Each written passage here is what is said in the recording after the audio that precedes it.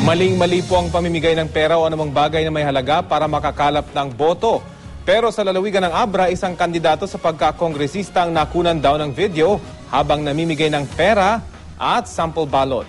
Marin naman niya itong itinanggi. Balitang hatid ni Bridget Mayor ng GMA Ilocos. Isinumite sa pulisya ng independent candidate sa pagkakongresista sa Abra na si Hans Roger Luna ang videong kuha raw ng kanyang grupo noong Lunes. Makikita sa video ang ilang residente, may hawak na 3,000 piso at sample ballot. Ang sabi raw ng mga residente sa grupo ni Luna, ang pera ay bigay ng kanyang katunggali sa eleksyon, si re-electionist Representative Maria Jocelyn Bersamin Bernos. Banger nga grupo, ti vote buying, ta 3,000 per head ti pinagagatang da. 1,000 ken ni Governor, 1,000 ken ni Congresswoman, 1,000 ken ni Apo Chari Bersamin.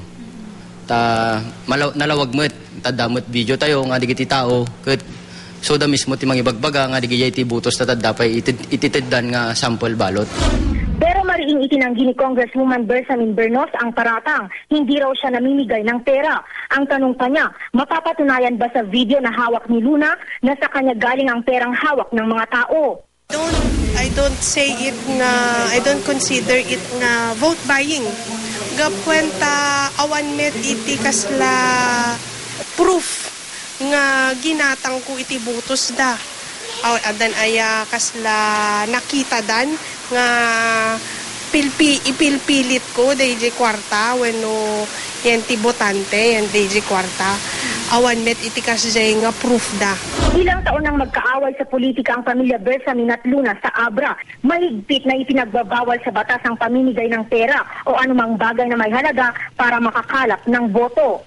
Ayon sa PNP Cordillera, nakatanggap sila ng report na nitong Lunes nagsimula ang umano'y vote buying sa mga bayan ng Bangged, Piligan at Bukay. Ayaw kanilang pangalanan ang mga kandidatong iniimbestigahan nila. Hindi rin sinabi kung ano ang mga posisyon ng mga ito.